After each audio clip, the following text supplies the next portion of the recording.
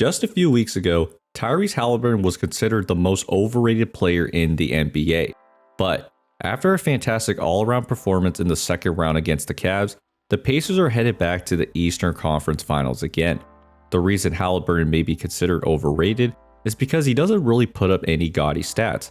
He doesn't score the ball like Jason Tatum or have a great ISO game like Anthony Edwards, but he does all the little things that really makes his Pacers offense go, and it's his ability to read the game on another level that makes such a big difference. But before we get to that, if there's one feeling I can recreate from childhood, it's the anticipation of opening up cards. Today's video is sponsored by Arena Club Interest. Back in my day, I had collected baseball cards and had some major throwbacks, and when I wanted to relive this experience, I went to Arena Club, which makes card collecting easier than ever with their digital slab packs. They offer 6 different slab packs at different values, from diamond all the way to miscellaneous.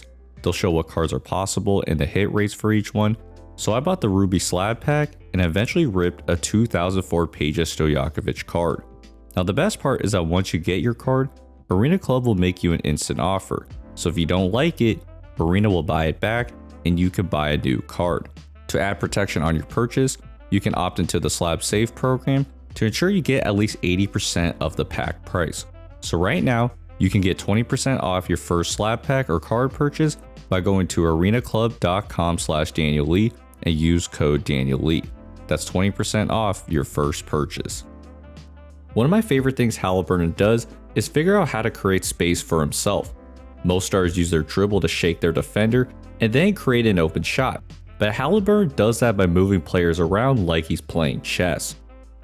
For example, he tells Siakam to come set a screen, so with Garland pulled up, Haliburton has all that space to drive and finds Turner deep in the paint, except he gets called for a travel. Here's one that actually works. Porter presses Haliburton, so Turner comes to set the screen. With Porter's up so high though, Haliburton drives the other way and now has a wide open layup. This is unlike a lot of stars in today's game. Most are trying to find a mismatch so that they can break them down. While it's a sound strategy, the issue is that it really slows down the offense. The time required to create the switch and then go into a move puts the offense at a standstill and makes it easier to defend. But with Haliburton, his focus isn't to create a switch. Instead, he's looking to pull those potential help defenders up so that he can create more space for drives. He'll do this too when he's off the ball as well, running up to pull his defender so Nembhard has all that space to drive into the paint. This is what makes Haliburton pretty unique. While he's not the flashiest player or a monster scorer, he creates confusion for defenses in all sorts of subtle ways. On this one, the Cavs defend the pick and roll pretty well, so Haliburton just gets in Ty Jerome's way, which causes a matchup mix-up, and now Toppin slides to the middle for a wide open 3. In transition, the Cavs are scrambling to get back, Haliburton goes middle after the catch, and finds Miles Turner for an and 1. But if we rewind, he attacks the middle because he sees Deespis sliding to the corner, which forces DeAndre Hunter to choose between the two players. Haliburton then looks off the corner and creates an easy layup.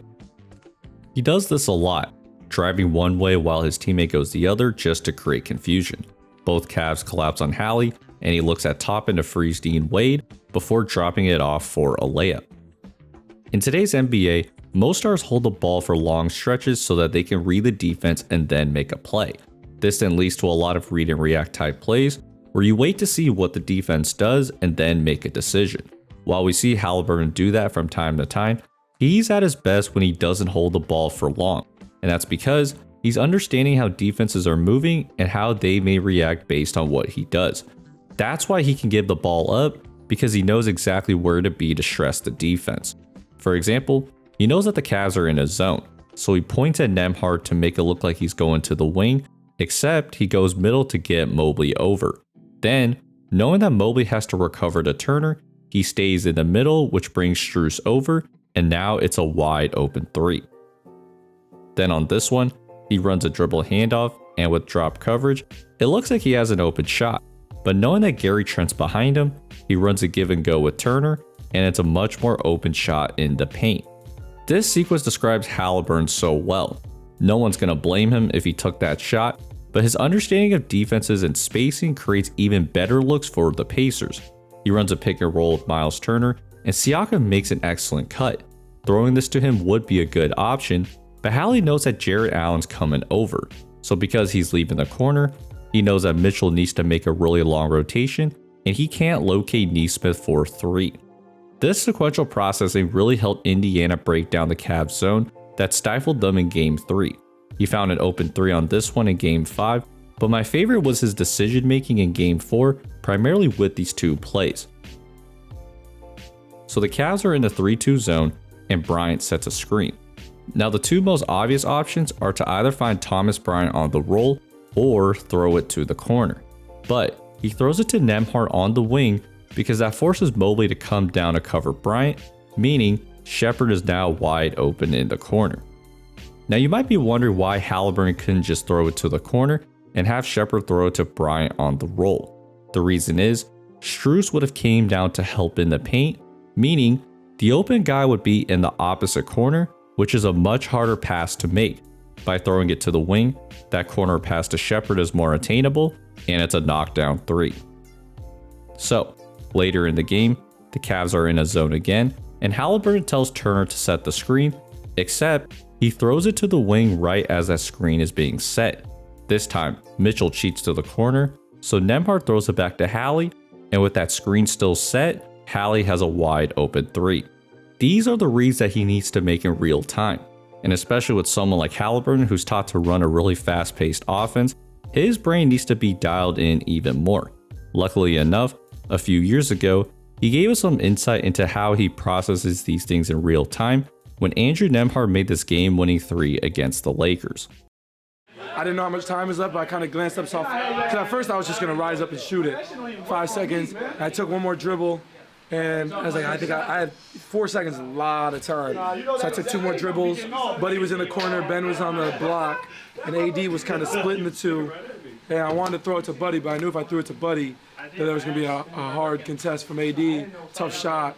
So I reverse pivoted with my left foot, and when I went to kick it, I saw LeBron like in the paint, and then it was like kind of a read.